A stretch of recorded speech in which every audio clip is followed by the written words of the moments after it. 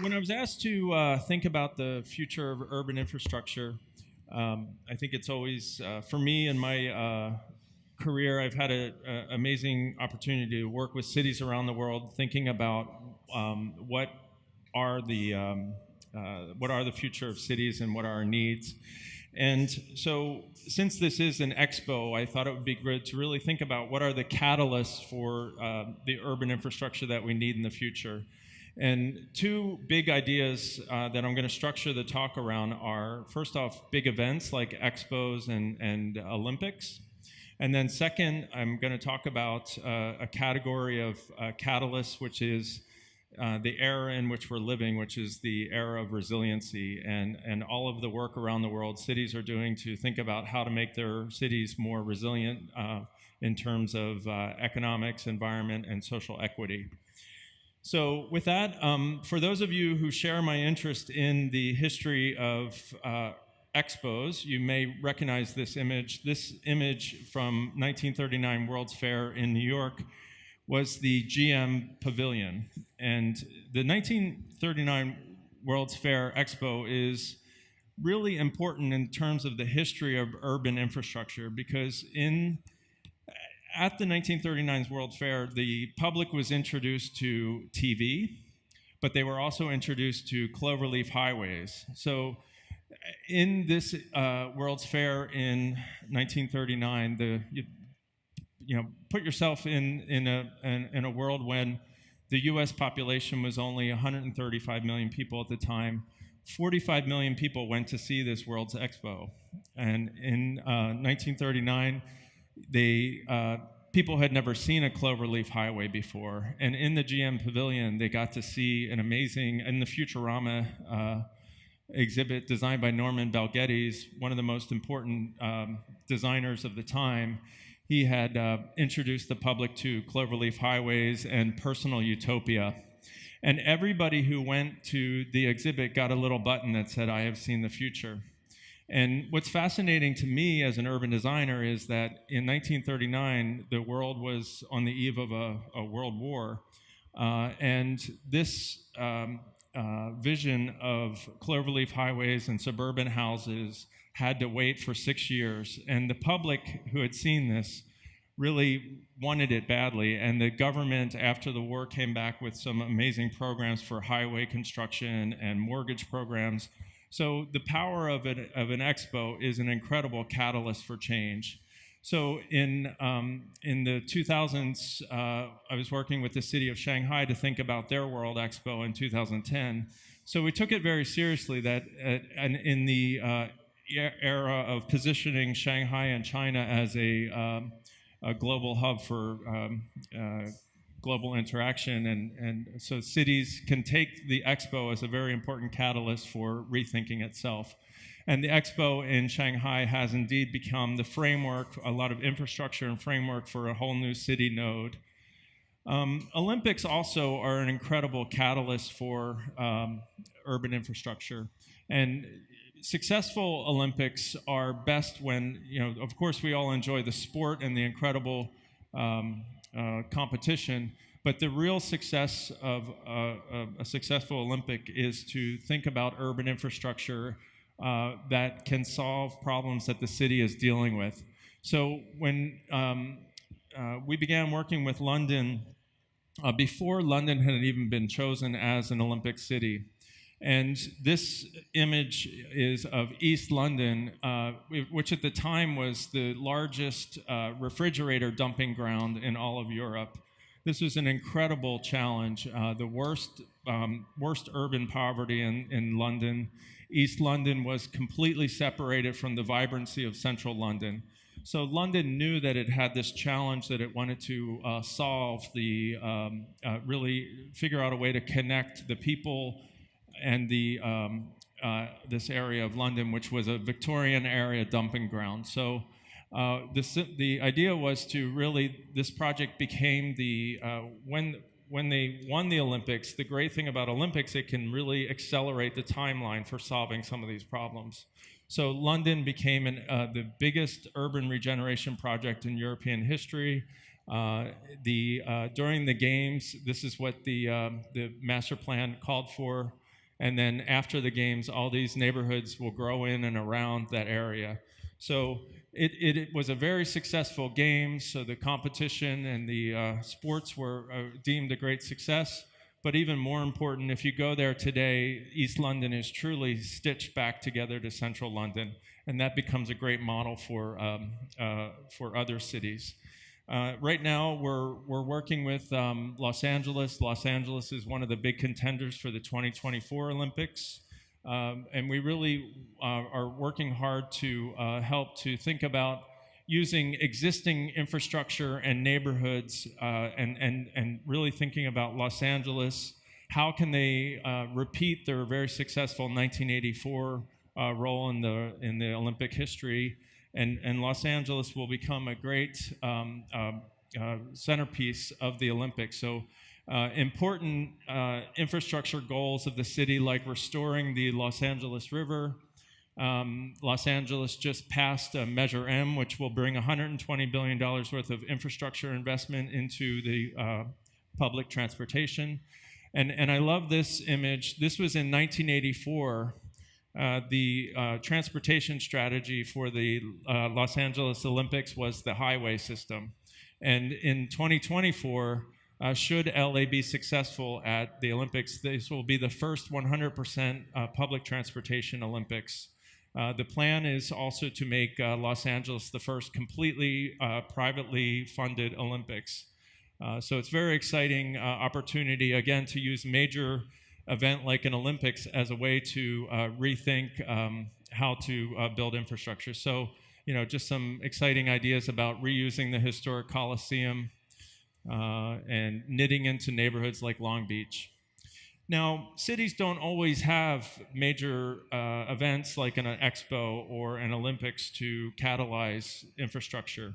I think there's an amazing movement afoot in today's city planning world is to really address how to make our cities more resilient to environmental challenges, economic stresses, or social equity challenges.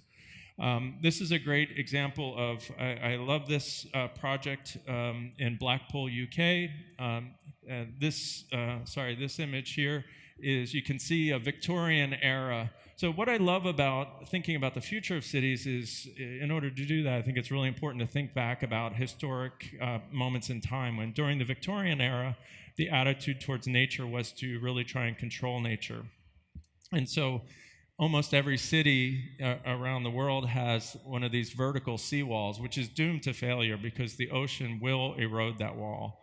And so every coastal city today is dealing with how to address storm surges or coastal sea level rise. And this project in Blackpool really thought about how could you rethink the ocean's edge and help the city reconnect to the ocean. At the same time, we are enabling sea protection. The design of this wall really thought about how wave action can be mitigated by a stepped wall rather than a hard vertical wall. And what that does is it creates a wonderful new edge, how the city can meet the ocean and create a whole new, reignite the tourism economy. These oceanfront towns in UK had a very vibrant tourism economy during the Victorian era, but it had really waned. And so now a lot of the cities are rethinking how to create some exciting new edges. And then for the next couple examples, I want to bring it home. I live here in San Francisco, and there's a lot of amazing things happening in the city. The Ocean Beach Edge, this Highway 1, anybody who's been out there, you know what that feels like. And what the city needs to do is, while at a time when we really are dealing with a lot of erosion happening here, especially important for some of these neighborhoods, but also for some very important critical infrastructure. So this San Francisco is reinvesting in a lot of water treatment infrastructure. So this over $1 billion piece of infrastructure is very vulnerable to coastal erosion. So the city's really rethinking about how the neighborhood can be connected to the ocean in more pedestrian, community-friendly ways, but also this highway infrastructure from the 1950s is being rethought, and restoration ideas are helping to protect the infrastructure, but also create a better relationship to the ocean. And then I thought it would be really important, very fitting to talk about infrastructure like our ports and our waterfronts. This building that we're in has an amazing history for the city of San Francisco. This Pier 70 is the only place in the country where Civil War ships, World War I ships, and World War II ships were built. The last major thing that was built on this site was the tube for the BART crossing. So an incredible history, and yet for many decades, this area has been really disused. So over the past 15 years, there's been some amazing amount of work done by the port, the city, an incredibly visionary developer for our city, and a lot of professionals. And so, you know, the amazing history of this site as a very vibrant, job-creating neighborhood. I just talked about some of the amazing things that happened here. And how can cities around the world really rethink how to reposition their waterfronts at a time when there's a big dialogue about bringing jobs back to the U.S. And what will the roles of these historically industrial areas be? So this neighborhood's really has a great plan as becoming a new makers neighborhood, a lot of new jobs that would be complementary to those jobs that are happening downtown, but also complementary to Silicon Valley, and positioned next to some very vibrant neighborhoods like Soma and Mission Bay. And yet it wasn't fitting that this neighborhood would have buildings like downtown or suburban office parks like Silicon Valley. So it really required a new model of thinking for what kind of neighborhoods would be fitting here. How could we create new ideas about giving access to the waterfront? This whole industrial waterfront had been fenced off from the city for decades. So it gives a really exciting opportunity to rethink. Right now we're here in Building 12. In the future, this is going to become a very exciting, creative neighborhood with a lot of artists and makers companies, but also the idea that if a small business becomes very successful here, that it could actually stay in the neighborhood and grow in place. That's a quick look at what kind of infrastructure means. So when I use the term urban infrastructure, I don't just mean, traditionally people might think about transportation or water infrastructure, and of course those are very important elements, but it's also about infrastructure for people's jobs and communities. I just thought it would be important, since we're in San Francisco, the most audacious and expensive public infrastructure project in the United States right now is the replacement of our storm sewers here in San Francisco. And this is, I just show a couple renderings. This is a rendering that shows how all the infrastructure that we don't see underground will manifest itself in what the character of the neighborhoods are like. And oftentimes, I think what's really important, back to that example in 1939 when the public's imagination was captured by a vision of what the future could be, I think it's very important for all of us to be engaged in the idea of what kind of infrastructure do we want in our city.